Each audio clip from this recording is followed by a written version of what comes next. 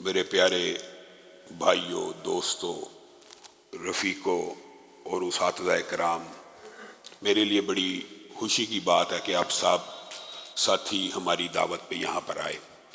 آپ سے کوئی تقریر یا خطاب کرنا مطلوب و مقصود نہیں ہے، بلکہ ایک نجی دوستانہ انداز میں، دوستانہ ماحول میں چند گزارشات کو آپ کے سامنے رکھنا ہے کہ آپ وہ لوگ ہیں، جیسے ابھی سہیل بھائی نے کہا ہے، آپ کو دین کے طالب علم ہیں اور علم کی فضیلت اور علم حاصل کرنے کے فضائل و مناقب آپ کو اچھی طرح معلوم ہے۔ فرشتے راستوں کے اوپر اور پیروں کے نیچے پر پھیلاتے ہیں۔ مچھلیاں، اب وہ مچھلیاں جنہوں نے زمین کو کبھی دیکھا ہی نہیں، مچھلی چلو چونٹی نے تو دیکھا ہے، لیکن وہ مچھلی جو سمندر کے اندر ہے، کیا کبھی اس نے زمین کو دیکھا ہے کہ زمین کے اوپر کون ہے، کیسے لوگ ہیں؟ لیکن وہ بھی سمندروں کے اندر آپ لوگوں کے لیے دعا کرتی ہے۔ اللہ تعالیٰ نے آپ کو شرف اور منزلت جتنا بھی رتبہ عطا کیا، یہ کس کی وجہ سے؟ دین کی وجہ سے۔ اور جیسے بھائی نے کہا کہ یہ جو ڈگریاں ہوتی ہیں، یہ بنیادی طور پہ تو پیسوں کی رسیدیں ہی ہوتی ہیں۔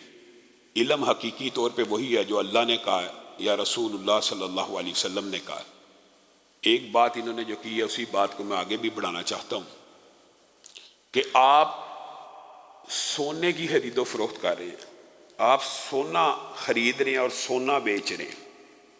لوگ کوڑا خرید رہے ہیں اور کوڑا بیچ رہے ہیں۔ سونا خریدنے والے اور اس کے بعد سونے کو بیچنے والے، سونے کو عوام میں پیش کرنے والوں کی وہ قدر و منزلت نہیں ہے جو یونیورسٹی سیکولرز ہیں۔ کوڑا بیچنے والوں کی وہ قدر و منزلت ہے، سونا بیچنے والوں کی کیوں نہیں ہے؟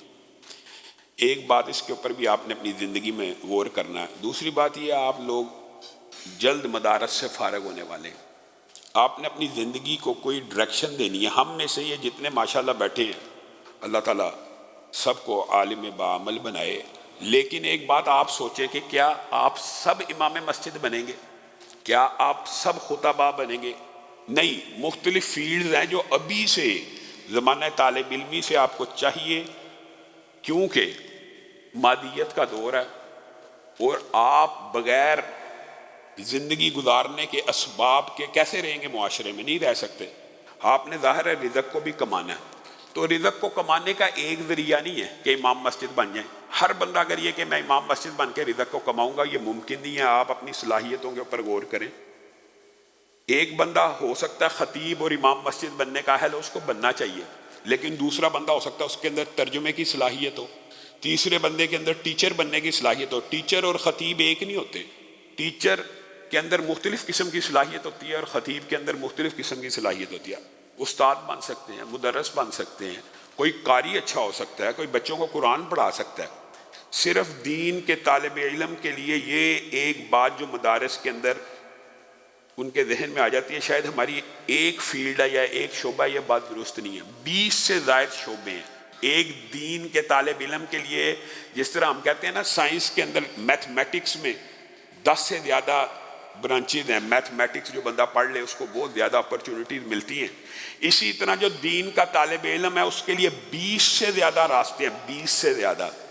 وہ اسکول ٹیچر بھی بن سکتا ہے، وہ ٹیچنگ کا شعبہ بھی اختیار کر سکتا ہے، وہ مدرس مسجد بھی بن سکتا ہے، مدرسہ بھی بن سکتا ہے، وہ قاری بھی بن سکتا ہے۔ وہ اپنی زندگی کو گزارنے کے لیے ان جو شعبہ جات ہیں معروف، ان میں سے کسی ایک کو سلیکٹ کرے کہ رزق اس کے ذریعے کمانا ہے، زندگی بھی تو بسر کرنی ہے ظاہر اگر۔ اور اس حوالے سے میں یہ سمجھتا ہوں کہ ہمارے معاشرے میں کوئی تنظیمیں یا کوئی مدارس ایسے نہیں ہیں کہ جنہوں نے بچوں کی نکاس کے بعد ان کو استعمال کرنے کے لیے کوئی لاہ عمل بنایا ہو۔ تو یہ سب سے بڑی آج کی میں سمجھتا ہوں سب سے بڑی جو پیچیدہ صورتحال یہ ہے کہ بچوں کو یہ نہیں پتہ، ہم نے فارغ ہونے کے بعد کوشش کرتے ہیں مسجد مل جائے، نہیں ملتی، وہ سمجھتے ہیں ہم نے اتنا علم حاصل کیا، ہمیں کچھ نہیں۔ یہ بات درست نہیں ہے۔ آپ ٹیچر بن سکتے ہیں، آپ ترجمہ کرنے والے بن سکتے ہیں، آپ کمپوزنگ کے ایک ہوتی ہے کہ بار بار اس کو پروف ریڈنگ کیا جاتا ہے۔ یہ تمام شعبے جو ہیں یہ اسی سے متعلقہ، پروف ریڈر بن سکتے ہیں۔ اکیلا پروف ریڈنگ آ جائے، ایک ایسا شعبہ اکیلا پروف ریڈنگ، مدرس کے علاوہ کہہ رہا ہوں۔ اگر جو بندہ صرف پروف ریڈنگ کے اندر ماہر ہو جائے تو اس کی جو انکم ہے وہ خطبہ اور مسجد کے علماء سے زیادہ ہے۔ ترجمہ کرنے والے کی انکم اگر وہ غور کرے تو اس سے زیادہ ہے۔ پھر ہر بندے کے اندر مختلف قسم کی صلاحیت ہوتی ہے۔ بنیادی طور پہ ہم نے یہ جو دین کا علم حاصل کیا، بنیادی طور پہ اس لیے حاصل نہیں کیا کہ ہم اس سے رزق کمائیں، لیکن رزق کمانا تو ہے نا، تو اس کے ذریعے رزق کمانے پہ حرج نہیں ہے، لیکن اپنی زندگی کے اندر ایک مقصد، ایک ٹارگٹ بھی تو ہونا چاہیے۔ کیا آپ کو آپ کے والدین نے مدرسوں میں اس لیے داخل کرایا کہ آپ مدرسوں سے فارغ ہو کر جب نکلیں تو آپ نواز شریف زندہ باد کے نعرے لگائیں یا عمران خان زندہ باد کے نعرے لگائیں؟ ہرگز نہیں۔ آپ کے دین کا مقصد یہ تھا کہ آپ جب مدرسے سے نکلیں تو آپ یہ نعرہ لگائیں کہ نظام مصطفیٰ زندہ باد، رب کی دھرتی، رب کا قانون زندہ باد، اسلامی نظام زندہ باد۔ آپ کی ڈیوٹی یہ ہے، اللہ نے بھی آپ کی ڈیوٹی یہ لگائی ہے، هو الذی ارسل رسولہ بالہدی والدین الحق لیظہرہ علی الدین کلہ۔ آپ کی ڈیوٹی یہ ہے۔ وجہ یہ ہے ہم نے اپنے آپ کو جتنا مرضی کمتر سمجھا اور یہ معاشرے کی وجہ سے ہے، لیکن اصولاً حقیقتاً ہمارے اساتذہ، ہمارے رفقا بیٹھے ہیں، آپ پوچھ لیجئے گا، رسول اللہ صلی اللہ علیہ وسلم نے فرمایا تھا بنی اسرائیل کے اندر ایک نبی جاتا تو دوسرا نبی اس کا وارث بن جاتا اور وہ اس کی سیاست کا بھی وارث ہوتا۔ آپ سب نے یہ حدیث پڑھی ہوئی ہے کہ بنی اسرائیل کے انبیاء ہی ان کے سیاسی وارث ہوں گے، ایک نبی کے بعد دوسرا نبی آ جاتا۔ رسول اللہ صلی اللہ علیہ وسلم نے اپنے امت کے بارے میں اس سے بات مختلف کی ہے، لیکن لفظ ایک جیسے بولے ہیں۔ میں دنیا سے چلا جاؤں گا، رسول اللہ صلی اللہ علیہ وسلم کی متعدد احادیث مفہوم آپ کے سامنے رکھتا ہوں، آپ اس بات کی تطبیق کو اچھی طرح سمجھتے ہیں کہ ساری روایات کو جمع کر لیا جائے، جو مفہوم اخذ کیا جائے۔ رسول اللہ کی تمام روایات کا مفہوم یہ ہے، میں دنیا سے چلا جاؤں گا اور میرے بعد نبی نہیں آئے گا، رسول اللہ کے بعد نبی نہیں آئیں گے۔ میں دنیا سے چلا جاؤں گا، میرے بعد نبی، انبیاء، رسالت کے تمام سلسلے بند ہو جائیں گے، لیکن میرے بعد علماء آئیں گے۔ نبی نہیں آئے گا، علماء آئیں گے، اور وہ علماء کیا ہوں گے؟ سب نے حدیث پڑھی، کیا ہوں گے؟ میرے بنی اسرائیل کے اندر نبیوں کے وارث نبی ہوا کرتے تھے، اس امت میں رسول اللہ کے وارث کون ہوا کریں گے؟ علماء۔ آپ علماء ہیں، آپ کل کو علماء بن چکے ہیں، 1 2 4 سال کے بعد آپ علماء ہیں، لیکن آپ جیسے منابی صاحب فرما رہے تھے، آپ نے ساری زندگی اپنے اندر یہ زوم نہیں پیدا کرنا کہ ہم عالم بن گئے، ساری زندگی رہنا طالب علم ہے، طالب علم کی طرح زندگی گزاریں گے۔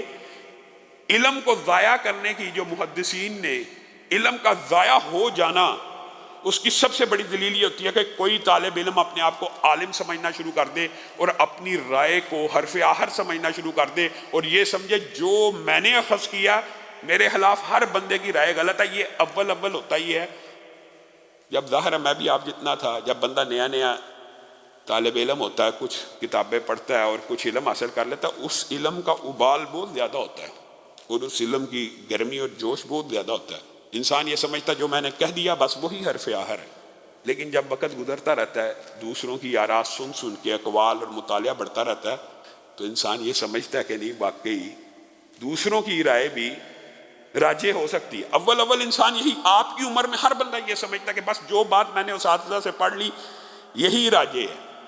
ایک بہت مشہور دیوبندی عالم تھے، وہ مکہ یونیورسٹی گئے تو کچھ عرصہ گزارنے کے بعد انہوں نے کہا جب میں پاکستان میں تھا تو مجھے لگتا تھا میرے علاوہ سب کافر ہیں، جب میں پاکستان میں تھا مجھے لگتا تھا میرے علاوہ سب باطل ہیں اور کافر ہیں، اب میں یہاں پہ 4-5 سال گزار چکا ہوں تو اب مجھے پتہ چلا کہ دنیا میں اور بھی مسلمان ہیں۔ تو بنیادی طور کے اوپر آپ جب جس ایج سے گزر رہے ہیں یا جس ڈگری کو جب آپ حاصل کریں گے، آپ کے اندر جوش ہوگا، ابال ہوگا، وہ فطری ہے۔ علم کا روب ہوتا ہے، علم کا دبدبہ ہوتا ہے، علم کا طبیعت کے اوپر اثر ہوتا ہے، لیکن اگر آپ اپنے آپ کو طالب علم سمجھتے رہیں گے تو جو محدثین کا اقوال ہے کہ وہ علم ضائع ہو جاتا ہے۔ جو بندہ اپنے آپ کو عالم کلیم کرنا شروع کر دے، میں ہی عالم ہوں، میں ہی، میری رائے راجی ہے، جو میں نے مطالعہ کیا وہی حرف آخر ہے، آپ اپنی رائے دیں، دلیل دیں کہ یہ مجھے، میرے دل کو یہ اچھی لگتی ہے، میرا شرح صدر اس دلیل کے اوپر ہے۔ اگر آپ کی دلیل، آپ کا شرح صدر اس کے اوپر، اس کو قبول کریں تو پھر آپ کے علم کو اللہ تعالیٰ علم نافع بنانا شروع کر دے گا۔ آپ کے علم کے اندر بھی اضافہ ہوتا چلا جائے گا، اور اگر آپ اپنے آپ کو طالب علم سمجھتے رہیں گے۔ میں اس بات کی طرف دوبارہ آتا ہوں کہ رسول اللہ صلی اللہ علیہ وسلم کی امت کے اندر نبی نہیں آئے گا، لیکن علماء آئیں گے، اور وہ بنی اسرائیل کے نبیوں کے نہیں، رسول اللہ کے وارث ہوں گے۔ اب مجھے ایک بات بتائیے کہ رسول اللہ کا وارث جو ہے، یا رسول اللہ صلی اللہ علیہ وسلم نے جن علماء کو اپنا وارث قرار دیا ہے، وہ صرف ممبر رسول کے وارث ہیں، یا رسول اللہ کی سیاست، معاشرت، معاملات سب کے وارث ہیں؟ آپ طالب علم، آپ آسانی سے جواب دے سکتے ہیں، کوئی عام لوگ نہیں آپ بیٹھے ہوئے۔ یعنی ہمارے معاشرے میں یہ کہا جاتا ہے کہ مولوی یا عالم دین ممبر رسول کا وارث تو ہے، سیاست رسول کا نہیں ہے، تخت رسول کا نہیں ہے، خلافت رسول کا نہیں ہے۔ یہ فلسفہ کہاں سے آیا ہے؟ یہ فلسفہ سیکولرزم کا ہے، یہ فلسفہ کیپٹلزم کا ہے، جس کو آپ سرمایہ دارانہ نظام کہتے ہیں۔ یہ سارے کا سارا فلسفہ اس کا ہے۔ آپ کو یہ بات سمجھا دی گئی ہے کہ مولوی مسجد کے ممبر کے اوپر کھڑا ہو کے سیاسی بات کر رہا ہے۔ اوہو، مولوی مسجد کے ممبر کے اوپر سیاسی بات کر رہا ہے، تو ممبر رسول کا صرف وارث یعنی مصلی کی امامت تک ہے۔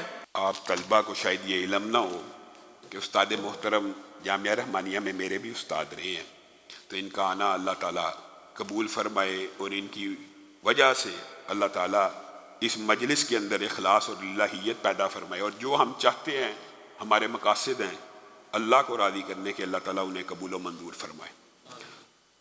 جو بات آپ کے سامنے رکھنا مطلوب اور مقصود تھی، جو بات میں کہہ رہا تھا استاد گرامی کے آنے سے پہلے، وہ یہ تھی کہ کیا آپ اور میں صرف سرمایہ دارانہ نظام سے اتنا متاثر ہو چکے ہیں کہ آپ اور میں بھی یہ سوچتے ہیں کہ ممبر رسول کے اوپر کوئی بندہ سیاسی بات نہ کرے؟ سیاست کس کا کام ہے؟ سیاست جی چوروں کا، لٹیروں کا، فراڈیوں کا کام ہے۔ تو کیا رسول اللہ نے اپنی وراثت میں صرف مسلح چھوڑا ہے کہ ریاست بھی چھوڑی ہے، عدالت بھی چھوڑی ہے، معاملات، معاشرت بھی چھوڑی ہے؟ یہ تو وہی حضرت شعیب کی قوم کی بات ہوگی کہ اپنی نمازوں کو اپنی مسجدوں تک رکھ، بازار میں نہ لا۔ اور آج بھی اسلام کے خلاف سب سے بڑا جو کفار کو خوف و خطر ہے وہ یہی ہے، آپ اور میں۔ آپ سوچیں کہ آپ سجدہ کریں، اس میں 1000 دفعہ تسبیح پڑھ لیں، کسی کافر کو کوئی فرق نہیں پڑے گا۔ آپ اللہ اللہ کے نعرے لگاتے رہیں دن بھر رات، کسی نظام کفر کو کوئی فرق نہیں پڑے گا۔